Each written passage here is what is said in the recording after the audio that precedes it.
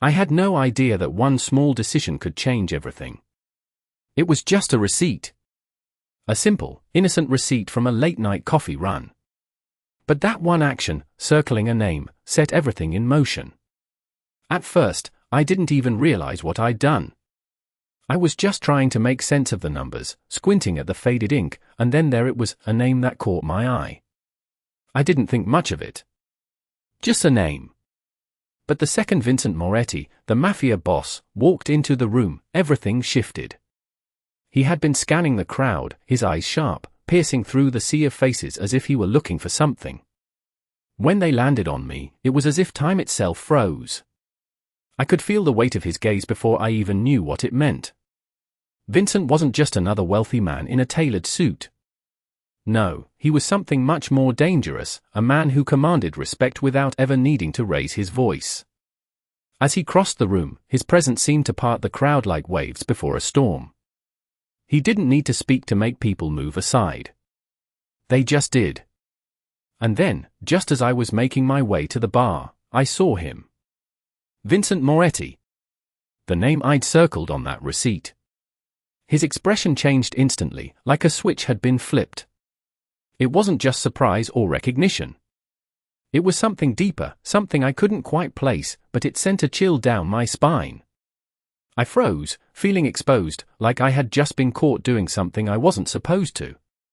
I looked down at my hand, where I had still been holding the receipt, and realized I had unknowingly circled the name of a man who was far more than just a client. I had unknowingly connected myself to a past I never knew existed.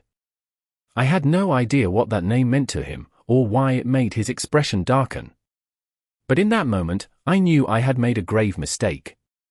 Vincent walked toward me, each step purposeful, measured, as if he were preparing for something.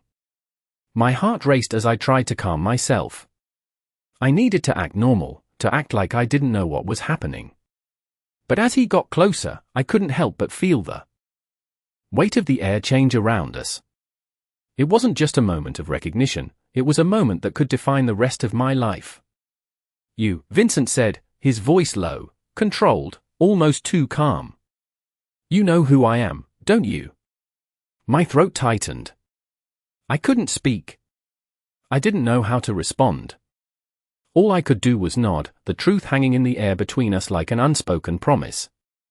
The crowd had resumed its chatter, oblivious to the tension growing at the center of the room. But I could feel it. I could feel the shift. "I don't know what you think you know," I finally managed to say, my voice barely a whisper. He tilted his head, as if considering me for a moment. Then, his lips curled into a faint smile, the kind of smile that made you realize something important was happening. "We'll see about that," he said, his gaze never leaving mine. It was the kind of statement that left me with more questions than answers. What had I just stumbled into? And more importantly, why was it connected to me? I couldn't understand why Vincent's eyes stayed locked on mine, as if he were searching for something only he could see. The crowd continued around us, the conversations humming in the background like a distant buzz, but I couldn't focus on anything but him. I had to get away. My heart raced, and my breath caught in my chest. I had made a mistake, a huge mistake, but now it was too late to undo it. Vincent took a step closer, and for the first time, I felt the full force of his presence. It wasn't just his size or the way his tailored suit fit perfectly around his broad shoulders. No, it was something in the air. A kind of power, raw and undeniable, that surrounded him like an invisible force field. I wanted to run, to disappear into the crowd, but my feet were glued to the floor. I felt a strange sense of déjà vu, like I had been in this exact situation before, but I couldn't place it. "I know you didn't mean to get involved in this," Vincent said, his voice smooth and controlled, yet there was an edge to it. "But now that you are, there's no going back." I didn't know how to respond. What did he mean by get involved? Was he threatening me? No. I could tell it wasn't a threat. It was a statement, and there was something final about it. Something that told me I wasn't going to be able to walk away from this. I swallowed hard, trying to steady my nerves. I don't even know what you're talking about, I replied, though the words felt hollow in my mouth. Vincent tilted his head slightly, his eyes never leaving mine. It was as if he were weighing my every word, reading me like an open book. You circled my name, he said, and his tone shifted, becoming more intense, though still calm. That's no coincidence. You know who I am. The weight of his words hit me like a wave. I hadn't realized until now, but the truth was, I did know who he was. I had heard his name whispered in the shadows, talked about in hushed tones. Vincent Moretti, the leader of one of the most powerful Mafia families in the city. But I never expected to be this close to him. Never thought I would get dragged into his world. I shook my head, trying to dismiss the growing dread inside me. I don't know anything, I said, but my voice was unconvincing, even to me. Vincent smiled, though it didn't reach his eyes. We'll see, he said softly, but there was something chilling in his voice. You'll learn soon enough. The question is, how long are you going to keep denying it? His words hung in the air, thick with implication. I wanted to argue, to tell him I had nothing to do with whatever game he was playing. But deep down, I knew I was already a part of it. The question wasn't whether I was involved anymore, it was what would happen next. Vincent took another step toward me, and I could feel the air grow colder, heavier. He was standing so close now that I could smell his cologne, a mixture of musk and something deeper, more dangerous. Don't worry, he said, his voice now almost a whisper, you'll understand soon enough. All I need from you is trust. Once you give me that, everything else will fall into place. My stomach turned, and I had to fight the urge to step back. Trust? What was he talking about? I hadn't agreed to anything, but somehow, in that moment, I felt as though I had already made a decision. I was trapped, and Vincent knew it. He was already one step ahead. And I had no idea how to get out. The days that followed felt like a blur, a whirlwind of confusion and strange encounters. I couldn't shake the feeling that Vincent was always just a step behind me, watching, waiting. Every time I turned a corner, his presence lingered, like a shadow I couldn't outrun. The gala was over, but somehow, my life felt like it was just beginning to unravel. I tried to push the events out of my mind, but no matter what I did, I kept coming back to that one moment, the way Vincent's eyes locked onto mine, the way he spoke, as if he already knew everything about me. I had never been one for confrontation, but something in his gaze, something in the way he carried himself, made me feel like there was no way out. I had no choice but to meet him again.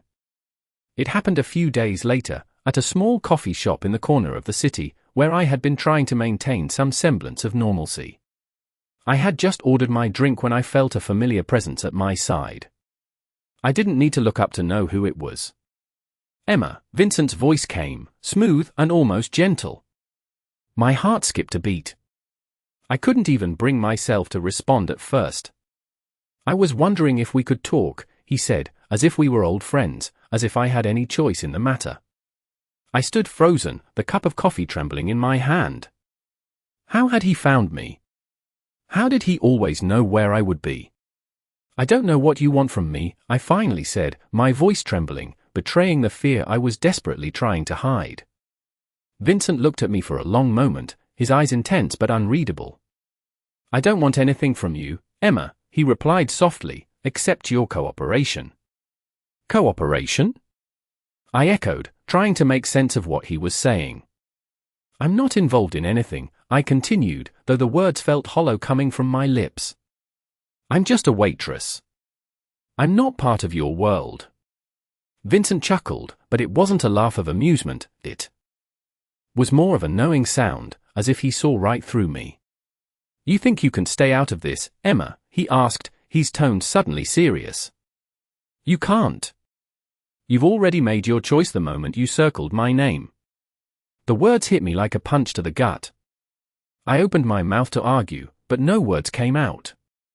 He was right. I had already made a choice, without even realizing it. I had unknowingly stepped into his world, into something much bigger than I could handle. Vincent leaned in slightly, his presence overwhelming. But don't worry, he continued, his voice dropping low. I'm not going to force you. You can leave if you really want to.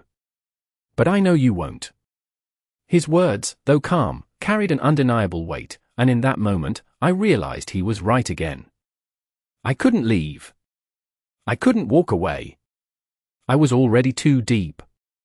I don't have a choice, do I? I whispered, more to myself than to him. Vincent's eye softened just a fraction, though the intensity never wavered. You always have a choice, Emma, he said, but sometimes, the choices we make aren't as simple as we'd like them to be. I didn't know what he wanted from me, what his game was, but I knew one thing for sure: my life would never be the same again. The following days were a strange mix of normalcy and tension. I tried to keep my head down, tried to live my life the way I always had. But it was impossible. Every time I walked into a room, I felt Vincent's gaze on me, like he was always watching, waiting for me to make a move. It wasn't just paranoia anymore, it was a reality I couldn't ignore. I couldn't shake the feeling that he was everywhere, even when I didn't see him. He had a way of making his presence known without being physically there. It was in the way people spoke when I entered a room, the way the atmosphere seemed to change around me. He had this influence, this power that reached out to touch everything and everyone around him. And somehow, I was caught in the middle of it. I had tried to distance myself from him, to ignore the way he had turned my world upside down, but nothing seemed to work. The more I tried to escape, the more I found myself drawn back into his orbit. And one afternoon, as I was walking home from work, I saw him again. He was standing by the corner of my street, leaning against a sleek black car. He looked like he belonged in a movie, in one of those films where the bad guy always gets the girl, but somehow she can't help but fall for him. I stopped dead in my tracks, feeling the weight of his presence pressing down on me. Vincent looked at me, his eyes locking with mine in a way that sent a chill through my spine. Emma, he said, his voice calm but with an underlying sense of command. We need to talk. I hesitated, my instinct screaming at me to turn around and walk the other way. But I couldn't. I felt like I had no choice. Slowly, I walked toward him, trying to ignore the pounding of my heart in my chest. What is it, Vincent? I asked, keeping my voice steady, though I could feel the nerves creeping in. I think it's time we have a proper conversation, he replied, his eyes scanning the street as if making sure no one else was watching us. I know you've been avoiding me, and I get it. But you're in this now, whether you like it or not. His words hit me like a wave, and for a moment, I was speechless. I had tried to ignore the truth, tried to deny it, but Vincent was right. I was already involved in his world, and there was no going back. I never asked for this, I said, finally finding my voice. You didn't have to, Vincent said, his voice soft but firm. This is how it works. Sometimes, you don't get to choose your path. It chooses you. He stepped closer, his presence overwhelming in a way I couldn't explain. I didn't want to pull you into this life, Emma. But now that you're here, I'm not letting you go. His words sent a shiver down my spine, and for the first time, I realized just how serious he was. This wasn't a game to him. This wasn't just some casual encounter. To Vincent, this was real, and I was already part of it. I didn't ask for any of this, I whispered, but the words felt weak, as if I were trying to convince myself more than him. Vincent didn't respond immediately. Instead, he just looked at me with those intense eyes, as if he could see straight through me. And in that moment, I understood. There was no way out. Not now. Not anymore. You'll come to understand, Emma, he said finally, his voice low and certain. You'll see why this had to happen. And when you do, you'll understand why I couldn't let you go. I didn't know what he meant, and I didn't want to know. But somehow, I already knew that I would. And there was nothing I could do to change it. The days that followed felt like a slow, unrelenting march toward something I wasn't sure I was ready for. Vincent's words echoed in my mind every time I tried to push them away. You're in this now, whether you like it or not. I couldn't escape the truth, no matter how hard I tried to deny it. Everywhere I went, I felt like Vincent was watching, his presence lurking just beyond my sight. I couldn't go back to the life I once had. And the worst part was, I knew it. Every step I took, every decision I made, felt like it was leading me further into a world I didn't belong in. I didn't belong in his world, yet somehow, here I was, tangled in it. I tried to keep my distance from Vincent, tried to ignore the pull he had on me, but it was impossible. His influence was everywhere, in everything. The way he moved through the world, with confidence and control, made it hard to imagine ever being free from his grasp. But I wasn't ready to admit that yet. I wasn't ready to accept that he had already won, that I was already part of his world. I still thought I had a choice, even though I didn't. I found myself thinking about him more often than I cared to admit. His eyes, the way he looked at me, as if he saw right through me, as if he knew things about me I hadn't even realized myself. The way he spoke, calm and measured, as if he were used to getting what he wanted, when he wanted it.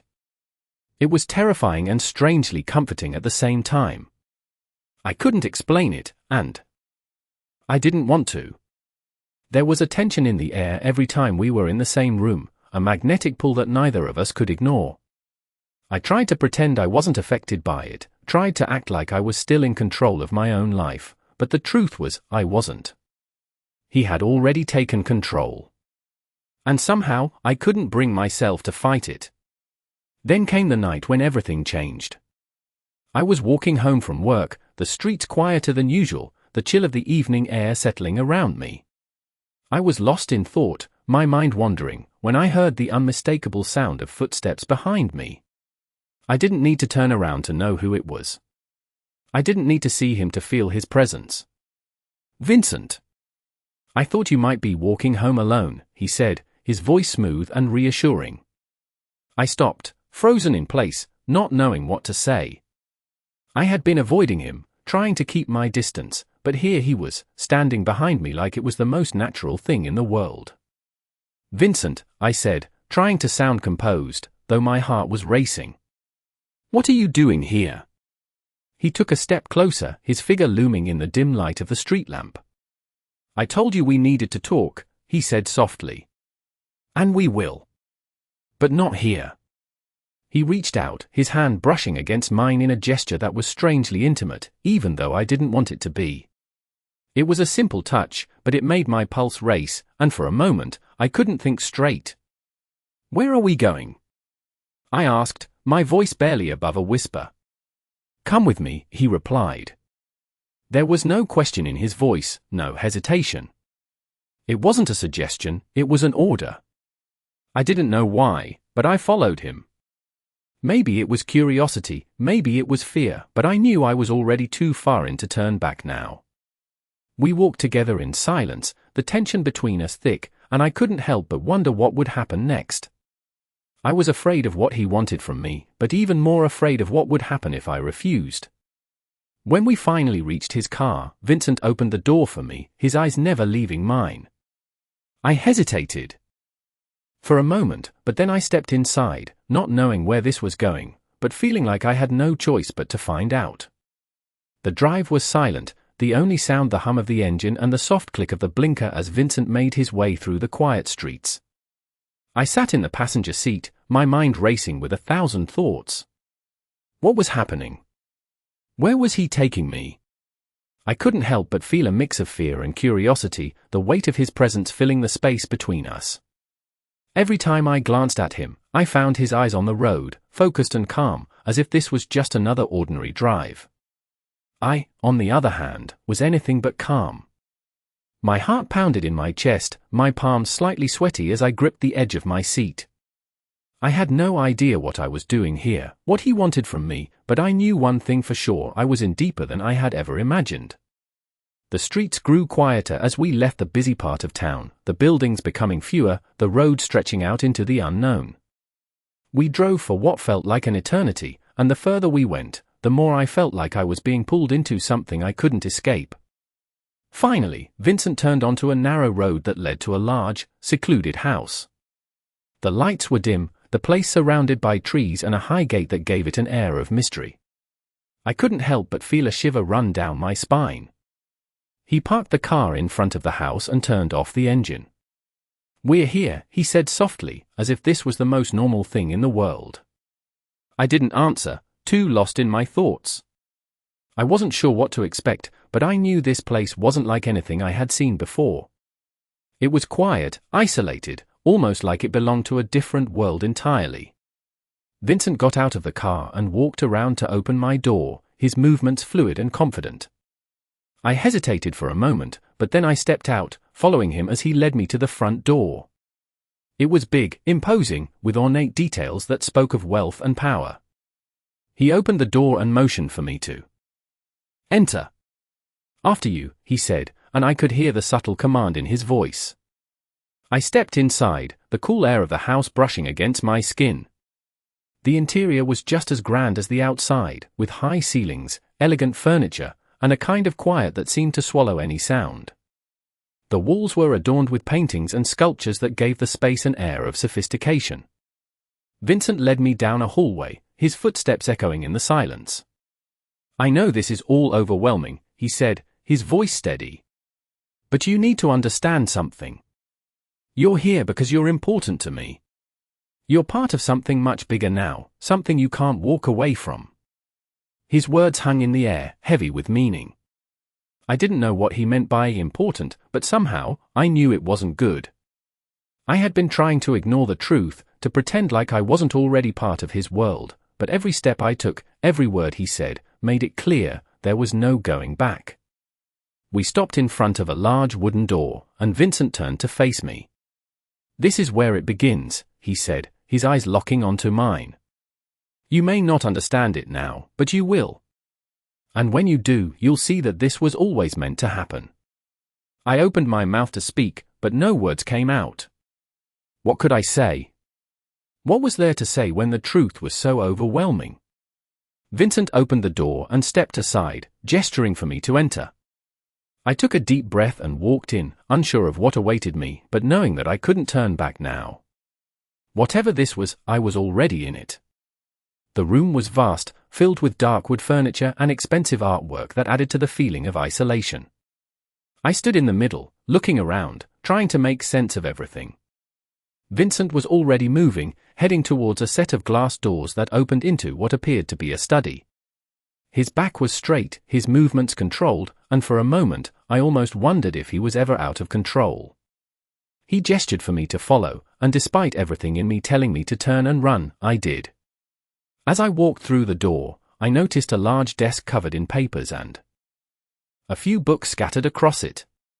The room had a calm, serious atmosphere, almost like it was made for work, not relaxation.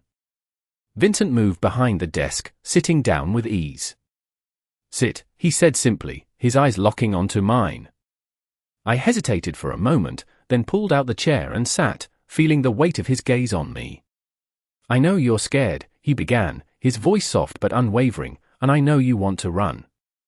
But you're here, and that means you need to understand what comes next." I tried to steady my breath.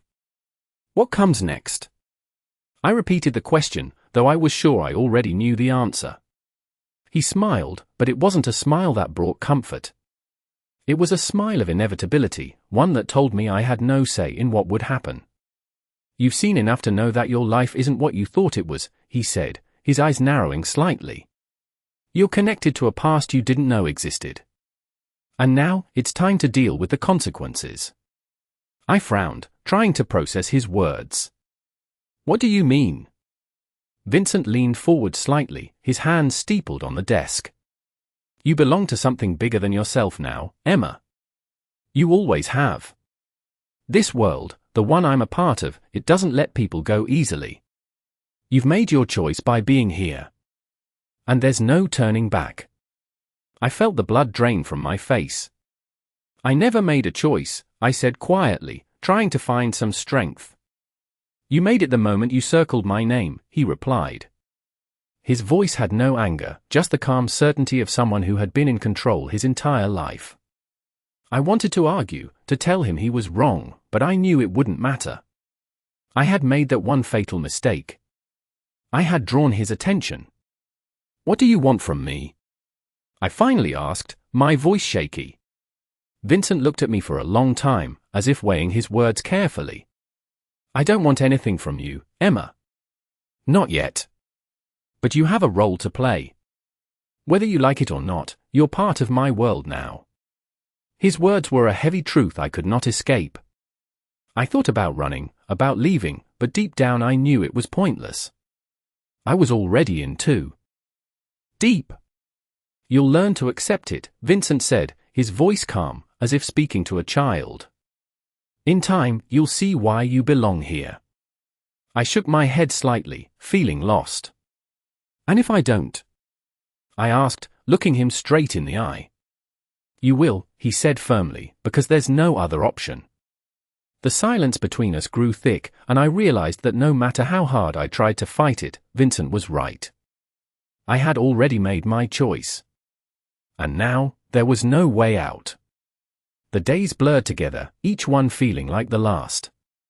I had found myself trapped in a world I never imagined, surrounded by luxury and power, yet suffocated by the weight of my own decisions. Vincent's words echoed in my mind, every syllable carving a deeper impression, you belong here. He had made it sound so simple, but I couldn't stop the growing sense of panic. The more I spent time with him, the more I understood that I wasn't just a bystander in this life, I was a part of it, whether I liked it or not. I had become a piece in a game I hadn't agreed to play. The house was too quiet. The space around me felt vast, as if it were meant to remind me of how small I was in comparison. But even in the silence, I felt Vincent's presence everywhere. He was always watching, always calculating, always waiting. I could feel his eyes on me even when he wasn't in the room. I tried to shake off the feeling, but it lingered, like a shadow following me wherever I went. I had dinner with him once more that week, a simple meal in the dining room with grandiose views of the city below. We ate in silence, and for a moment, I wondered if he even knew how to be anything but commanding. You still don't get it, do you? Vincent's voice broke the silence, his words slicing through the still air. I looked up at him, trying to understand. What do you mean? He set down his fork, his eyes not leaving mine. You think you have a choice, he said, his tone darkening slightly. But you don't. Not anymore. I opened my mouth to argue, but the words wouldn't come. I knew he was right. The choice had already been made for me. The moment I stepped into his world. You'll learn to trust me, Vincent continued, as though reading my thoughts. In time, you'll understand why everything had to happen this way. I wanted to ask him 1,000 questions. I wanted to scream and demand to know how I had gotten here, why I was stuck in this mess. But I didn't. I couldn't. His presence was too overwhelming. I felt like a bird caught in a cage, unable to escape, and the worst part was that I wasn't even sure I wanted to. Vincent stood up from the table, his movement smooth and effortless, as though every action had been calculated. He looked down at me, his gaze intense. Come with me, he said, his voice low, commanding. I didn't question it. I stood up and followed him as he led me through the house. My heart raced, my mind spinning with everything he had said. What was happening to me? How had my life gone from ordinary to this twisted version of reality? We stopped in front of a door I hadn't seen before. Vincent opened it without hesitation and gestured for me to enter. Inside was a room that seemed to reflect the same imposing elegance as everything else in the house, large, with shelves full of books and a desk cluttered with papers. But there was something else about it, something that made it feel different from the rest of the house. This is where we make things official, Vincent said, his voice steady. You're going to help me run things now. We're partners, whether you like it or not. His words hit me like a punch to the stomach. I had been avoiding the truth, pretending that I could somehow leave this behind. But in that moment, I realized there was no escaping it. Vincent wasn't just pulling me into his world, he had already made me a part of it. Partners. I repeated, my voice barely above a whisper. Vincent's eye softened for a split second, before that familiar hardness returned. Yes. You belong here, Emma. And I'm not letting you go. I stood there, frozen, trying to comprehend what he was saying. I had no idea how to respond, but I knew one thing for sure: my life was never going to be the same again.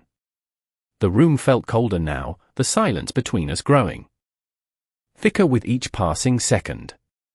Vincent's words still hung in the air, heavy and impossible to ignore. Partners. I couldn't wrap my mind around it. The reality of the situation was starting to sink in, and with it came the gnawing realization that I was trapped in a world I never asked to be a part of. I had thought I could leave it behind, that I could walk away when things got too complicated. But there was no walking away anymore. I was in this for good, whether I liked it or not. Vincent turned and moved towards the desk, his steps measured, purposeful. I watched him, trying to make sense of everything. His presence was overwhelming, his control absolute. He moved through the room like he owned it, like he owned everything. "You don't have to understand it now," he said, his voice calm, almost reassuring. "In time, you will." I nodded, though I didn't know if I could ever understand what he meant. "I'm not asking you to be like me, Emma," he continued, glancing back at me with those piercing eyes. "But I need you to be here. I need you to help me. We're stronger together." There was something in his voice that made me hesitate. Maybe it was the sincerity, or maybe it was the way he made everything sound so certain, like there was no other option. Either I accepted this life, or it would consume me. I wasn't sure which one scared me more. "I don't know how to do this," I said quietly, the doubt creeping into my voice. "You will," Vincent replied, his tone unwavering. "I'll teach you. You're not alone in this." His words should have been comforting, but they only made me feel more isolated. The weight of the world seemed to fall on my shoulders, and I wasn't sure if I was strong enough to carry it. As much as I tried to fight it, I could feel myself being drawn into his world. His confidence, his control, it was magnetic. And even though I wanted to resist, a part of me couldn't help but be drawn to it. I wanted to fight back, to tell him I didn't belong here, that this wasn't my life. But every time I opened my mouth to speak, the words caught in my throat. I was too far gone. Vincent stepped closer, his expression softening just slightly. "You don't have to be perfect," he said, his voice lower now, almost tender. "Just trust me." His words, simple as they were, felt like a command. And deep down, I knew that I was already starting to trust him. It terrified me. But I couldn't deny it. "What do you need from me?" I asked, my voice barely above a whisper. Vincent smiled then, a slight curve of his lips, the kind of smile that made me feel both safe and uneasy at the same time. "Everything," he said softly. "I need you to be mine. To be a part of this. And you will be. You'll see." I didn't know how to respond to that. What could I say? He was right. I was already part of this. I had no choice. I had made my decision the moment I stepped into his world. And now, I was just waiting to find out what it all meant.